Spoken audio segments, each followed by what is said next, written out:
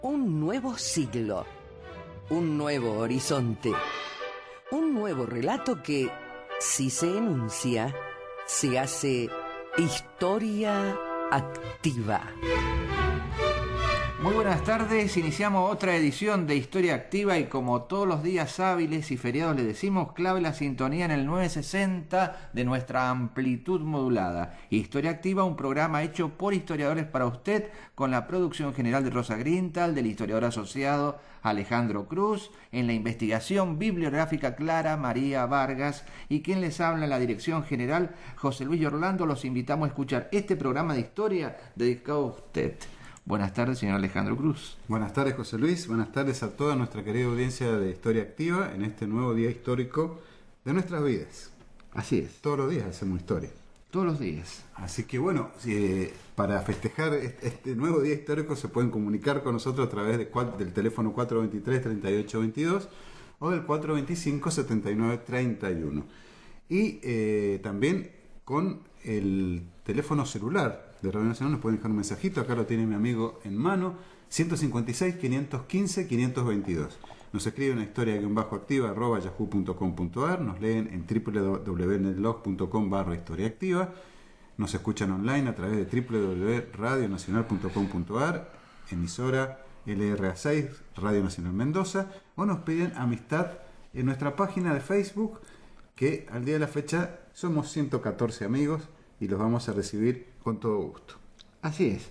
Bueno, continuamos como hemos puesto en el link de nuestro Facebook sobre el género biográfico que nosotros ya hemos empezado a desarrollar la semana pasada con las memorias del general Paz, seguimos con las memorias del general Iriarte y ahora le toca el turno a Cornelio Saavedra, ¿sí?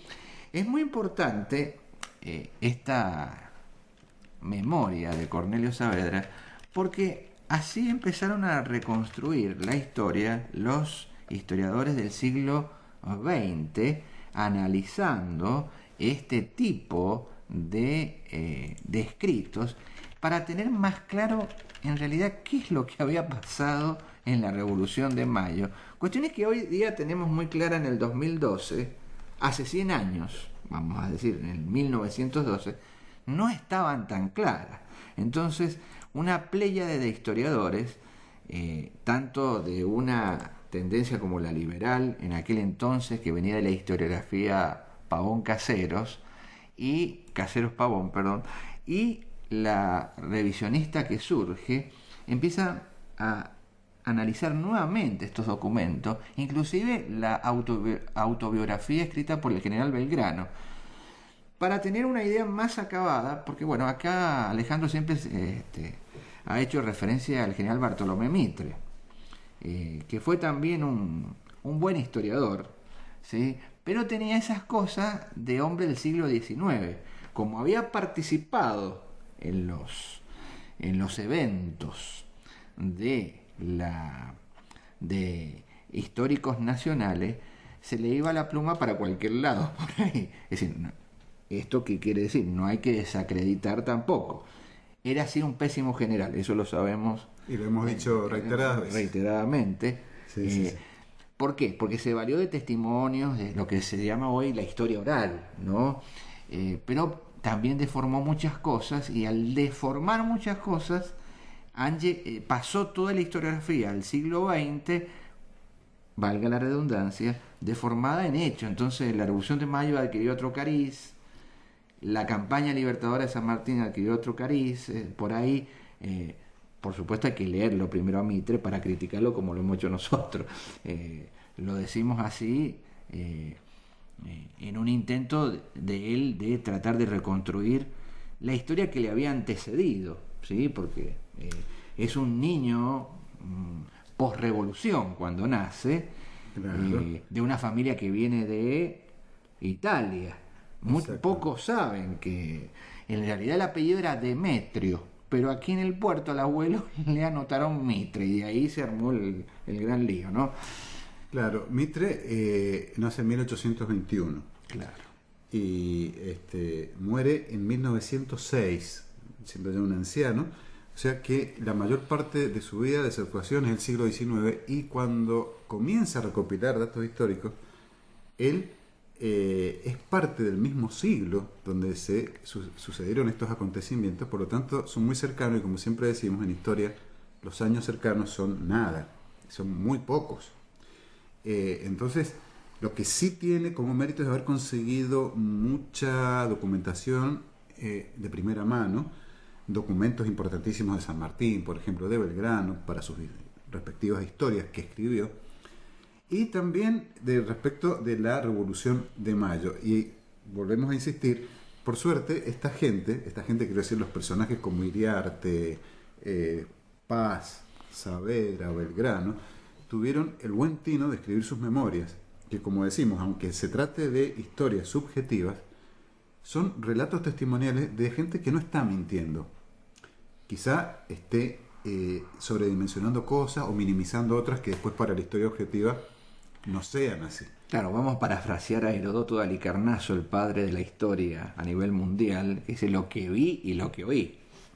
Exacto. Si ustedes analizan los pocos fragmentos que no han llegado a la actualidad de los 9 libros de la historia, en realidad, vos te acuerdas que en la facultad nos hacían poner la palabra digresión, ¿no es cierto?, porque se iba para cualquier lado. Por ejemplo, como actuante en las guerras médicas, él veía un ejército de Darío de millones de personas y era un poco menos. Era un poquito menos. Por ejemplo, sí. Esos son los detalles que también le es inherente a Mitre, ¿no?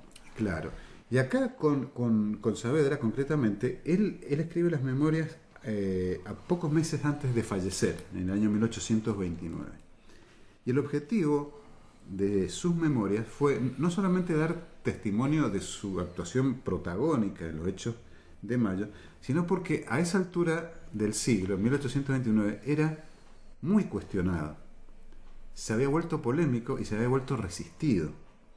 Entonces, estas memorias están escritas como una especie de defensa histórica de él mismo frente a la historia, frente claro, porque a sus contemporáneos. La actuación de él se nos pierde en 1811, y acá voy a citar a un profesor mío que estuvo en la escuela secundaria, decía, cuando le hicieron el movimiento de piso. ¿Sí? Claro. Le hicieron un movimiento de piso por los temas del ejército del norte, lo mandaron ahí y después le dijeron: mira, ya no perteneces más aquí. Teniendo en cuenta que él era alto peruano, hoy día diríamos boliviano, nacido en Potosí. Así es. A donde se retiró finalmente. Claro.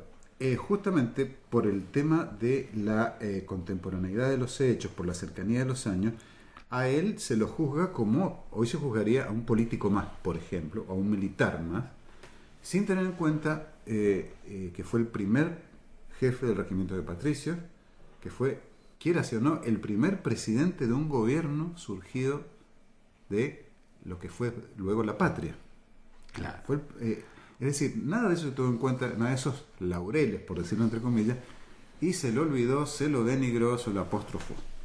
Entonces, por eso Saavedra, escribiendo para sus hijos y nietos, dice, escribe esta autobiografía o estas memorias, tratando de justificarse ante su familia, pero más que su familia, es ante la historia.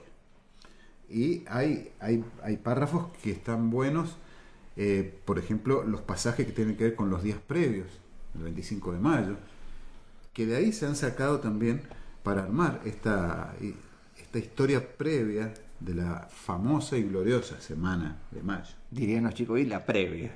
La previa. La previa del 25. Algo así sería. Así que, bueno, ayer hablábamos, y antes de ayer, con respecto a Iriarte, que el general iba para todas partes donde lo pateaban por el exilio, se iba el general con sus carillas, ¿no? Porque estas cuestiones son como tesoros de la memoria. Y el registro que antes no tenían de fotografía digital, de documentos de Word, ellos tenían el registro que estaba escrito con pluma, de puño y letra. Yo les voy a decir algo personal que nos involucra a los 4 integrantes del programa de Historia Activa. Si usted va a nuestras casas, va a encontrar un archivo histórico en cada una de ellas, ¿no es cierto? Porque realmente nosotros también hubiésemos sido de ese modo y somos de ese modo a pesar de la tecnología, ¿no?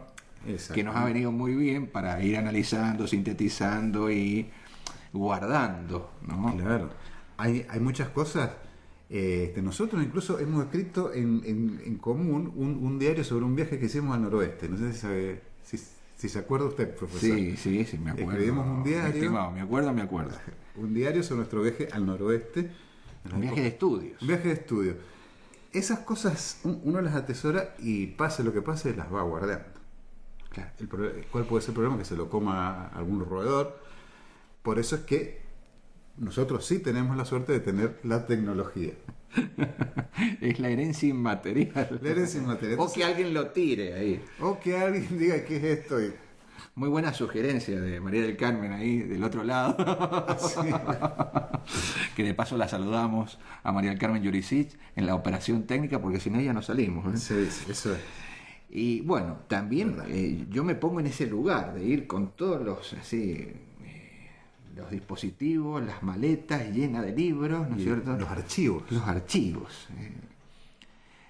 No me hagas reír. No, está bien. No me hagas reír porque me está haciendo acordar en nuestra época de estudiante de la facultad que realmente no usábamos mochila y nada, digamos, sueltos los libros, y cada uno venía bien gordito el libro. ¿Usted se acuerda de eso? Sí, claro. Era ir a asistir con un buen tomo Sí. de alguna historia, de algo más, la carpeta, algunos osados en aquella época usaban maletín.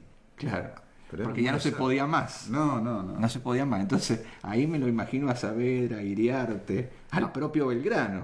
Sí, con los folios. Claro, con los baúles llenos de portafolios. claro, llenos de papeles, en definitiva. Así es.